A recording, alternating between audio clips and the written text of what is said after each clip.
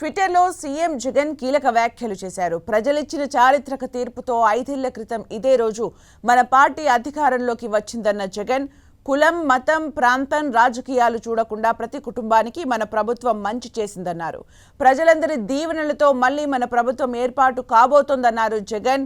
ఇదే మంచిని కొనసాగిస్తూ రాష్ట్ర సమగ్రాభివృద్ధి దిశగా మన ప్రభుత్వం మరిన్ని అడుగులు ముందుకేస్తుందన్నారు సీఎం జగన్.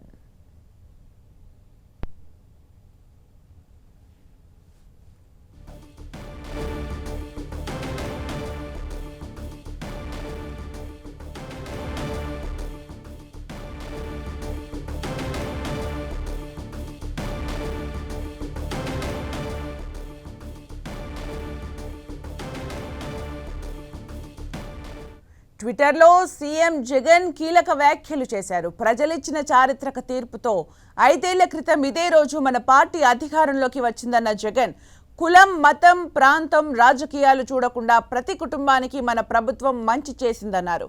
ప్రజలందరి దీవెనలతో మళ్లీ మన ప్రభుత్వం ఏర్పాటు కాబోతోందన్నారు జగన్. ఇదే మంచిని కొనసాగిస్తూ రాష్ట్ర సమగ్రాభివృద్ధి దిశగా మన ప్రభుత్వం మరిన్ని అడుగులు ముందుకేస్తుందన్నారు సీఎం జగన్. సరిగ్గా 5 ఏళ్ల క్రితం ప్రజా పరిపాలనకు ముఖ్యమంత్రి వైఎస్ జగన్మోహన్ రెడ్డి నాంది పలికారు. గత ఎన్నికల్లో 151 శాసనసభ, 22 లోక్సభ స్థానాల్లో వైసీపీ చారిత్రక విజయం సాధించింది.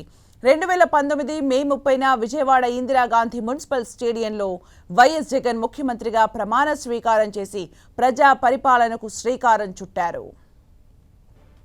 వైసీపీ అధికారంలోకి వచ్చి 5 సంవత్సరాలు పూర్తయిన సందర్భంగా సీఎం జగన్ ట్వీట్ చేశారు.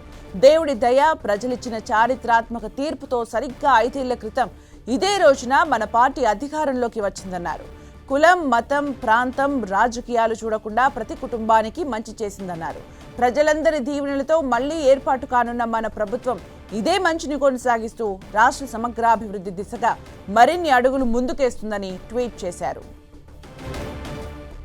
151 శాసనసభ, 22 లోక్సభ స్థానాల్లో వైసీపీ విజయం సాధించగా అదే ఏడాది మే 30న జగన్ అనే నేను అంటూ సీఎంగా వైఎస్ జగన్ ప్రమాణ స్వీకారం చేశారు.